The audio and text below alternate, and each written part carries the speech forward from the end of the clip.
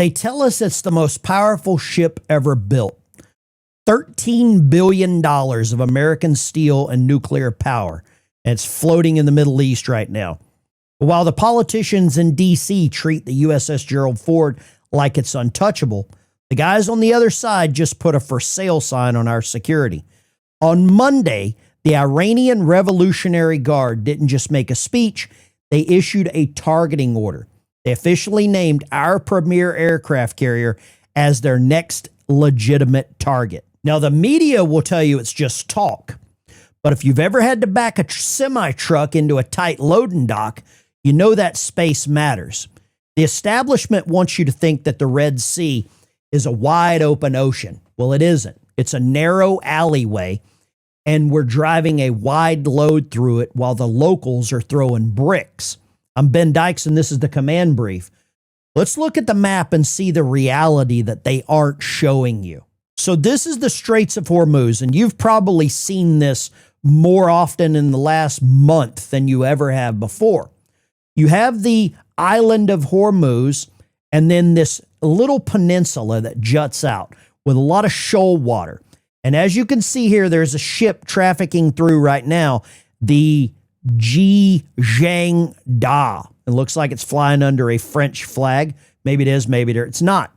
But what you're seeing, and this is perfect for what we want to talk about, is it's called the 4-mile trap.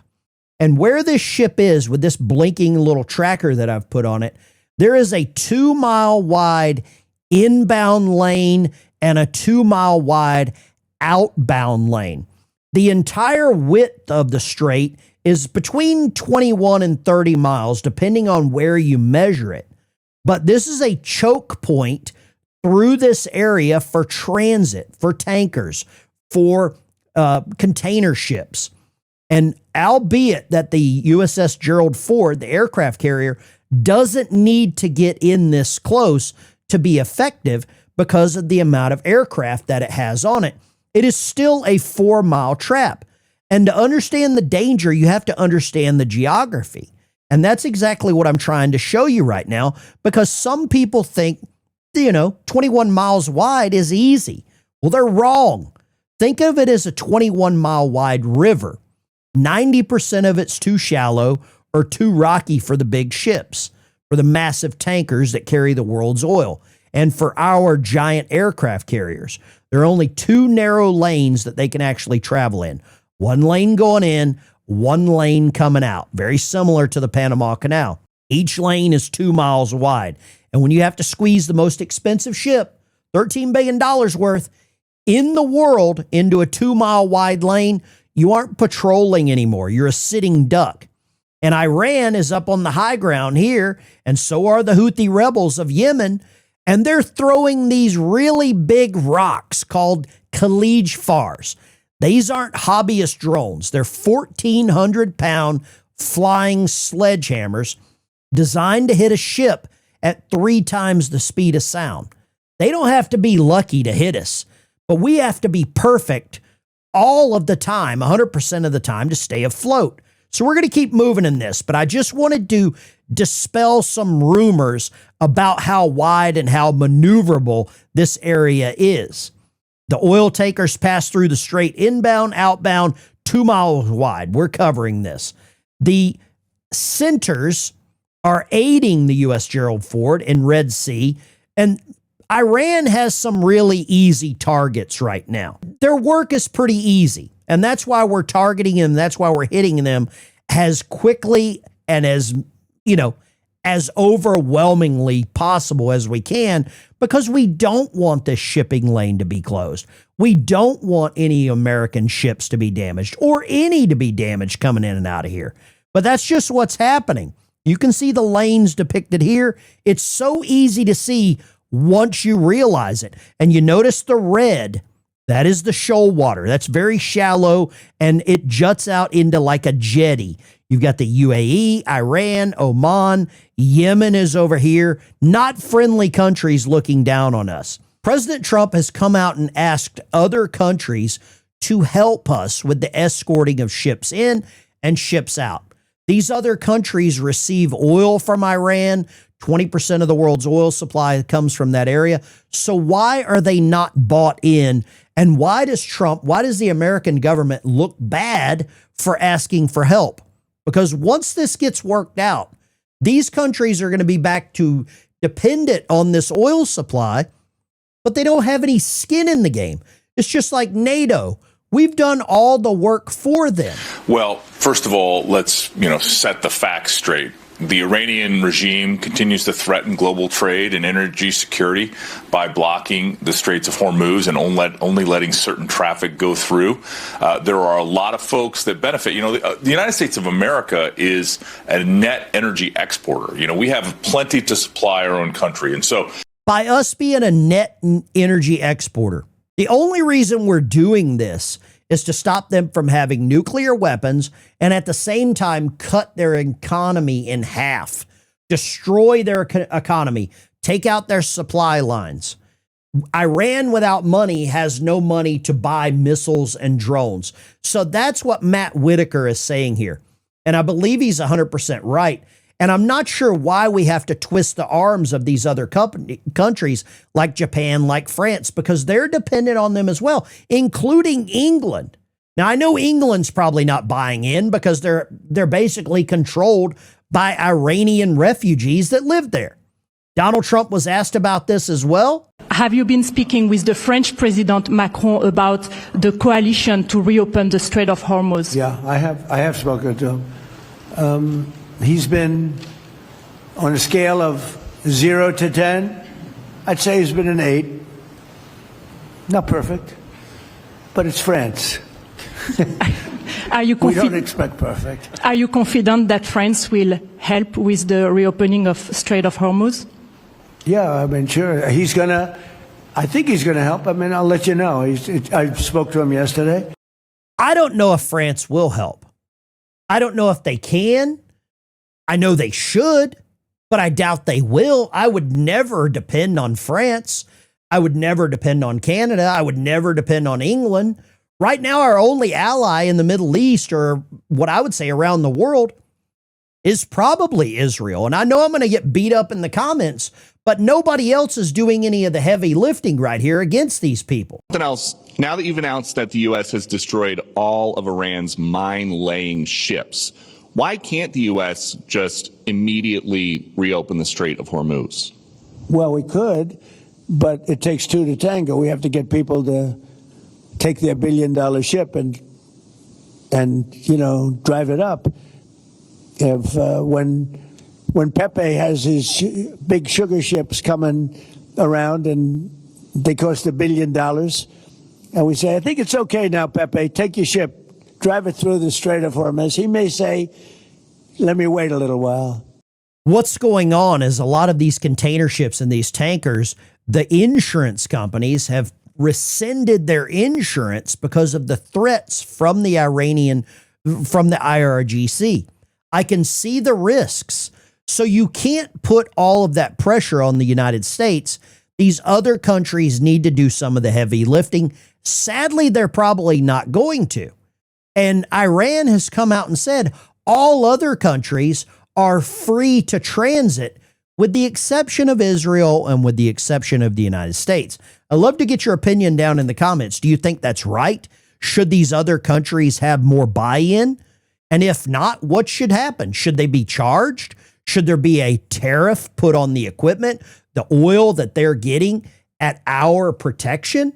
Because it damn sure seems like we're protecting everything for them and they're not providing anything in return. Here in the United States, we have a senator, and you know exactly who this is. He traveled down and had margaritas with a criminal. But I want you to see what he said here about defunding the United States military. But you're right. At the end of the day, the best tool we have is to say no more dollars for this war that's making us less safe. And so I've been very clear. I will not support money for this Trump war. So this is Senator Chris Van Hollen out of Maryland, and he wants to cut funding to United States military that are deployed, that are actually taking out a regime, removing nuclear weapons that could affect every American in the United States. The Iranian president admitted they had 440 kilograms of 60% enriched uranium. Why would this guy say that other than his hatred for Donald Trump? Why would he say that he doesn't want to protect American citizens from a possible missile, a possible nuclear weapon, or even a dirty bomb? Right now, oil is dropping. The prices of oil is dropping. It's crashing out. As of, you can see here overnight, 11 o'clock last night, it was about $109, $110 a barrel. As of 5 p.m., it was $97 a barrel. So oil prices are dropping. Why are these other countries going to benefit from all of the Americans' hard work? I'm not sure if I'm comfortable with that.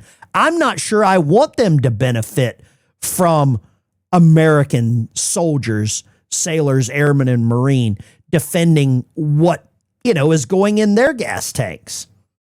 We've got some images here coming in from Epic Fury talking about the accomplishments here. U.S. Central Command has struck 7,000 targets, 6,500 combat flights, damaged or destroyed 100 Iranian vessels. You can see all the assets employed here. B-1 bombers all the way down to early airborne warning control aircraft. Cargo, Globemasters, A-10 Warthogs, F-16s, F-35s. Our entire arsenal is being used. This is real-time training for the United States military. Nuclear-powered aircraft carriers, submarines, guided missile destroyers. We're all in. Types of targets. They're taking out command and control centers, headquarters, intelligence sites, air defense systems, ballistic missile sites. Everything that could cause any level of retaliation, the United States military is going after. And it's good to see. We're not targeting hospitals. We're not targeting civilians, which is what the Iranian regime has done. There's more information coming out now. This is out of the New York Post, that the new Ayatollah, and Donald Trump was briefed that Iran's new supreme leader could be, one of the password people. And that's a religion that's outlawed there. It's a religion that you would think that some of the people here in the United States would be in support of, allowing that kind of lifestyle to be allowed there. But they're not. They're not buying into this, which is strange. So when President Trump is doing good stuff, I will praise him. And I don't mind him publishing text messages. And if anyone thinks here, again, that the European Union or Europe as a whole can defend itself without the US, keep on dreaming. You can't. We can't. We need each other. And why do we need each other? I tell you. First of So this is the European Union, NATO. He just admitted they can't defend themselves without the United States. But at the same time, we've asked them for help with Iran, and they refuse to comply. They refuse to help us. I am all for leaving NATO. I think it's outdated. It was great during World War II, but I think Europe is on its own right now. I think they can stand on their own 2 feet. Look at Ukraine. They're doing so well against Russia without our help, right? Germany. Trump warned them not to, do what they did with their pipelines, or they would be beholden to Russia for natural gas.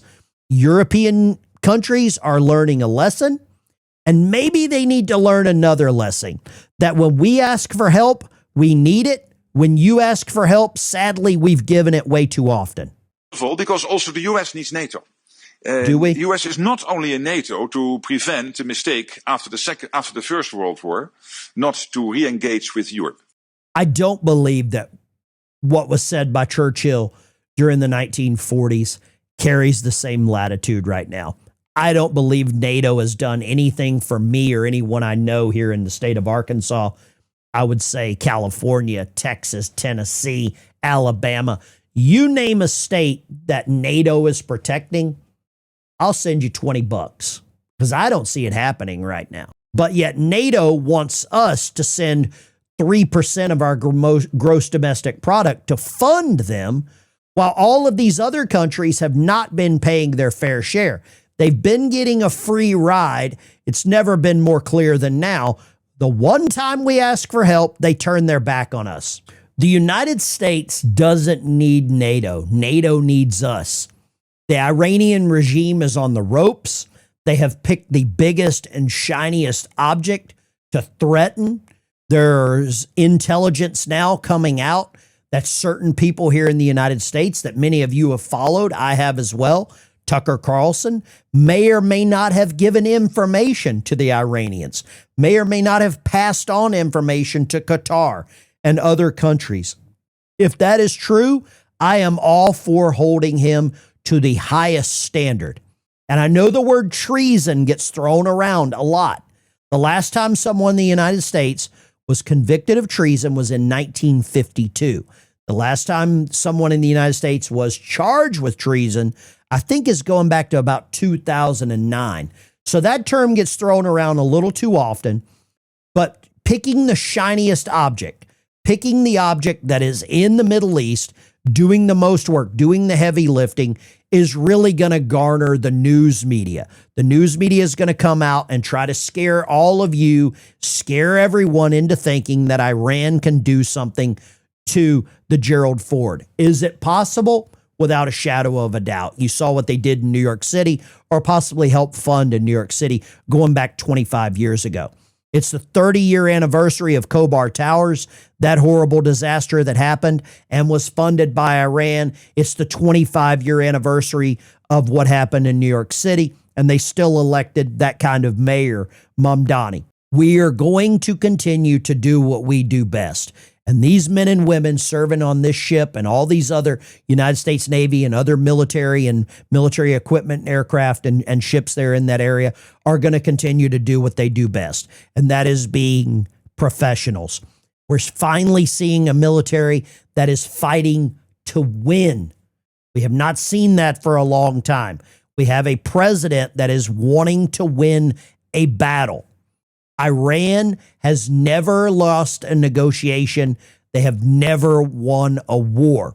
I appreciate you tuning in. I'll see you in the next one. We do a live stream every morning, Monday through Friday, 6:30 a.m. Central, 7:30 a.m. Eastern, just to give you a morning blitz so that you have some information to deal with at the coffee pot. Take care, and I'll see you in the next one. Smash a like and subscribe if you like this breakdown, and I'll give you more content just like this.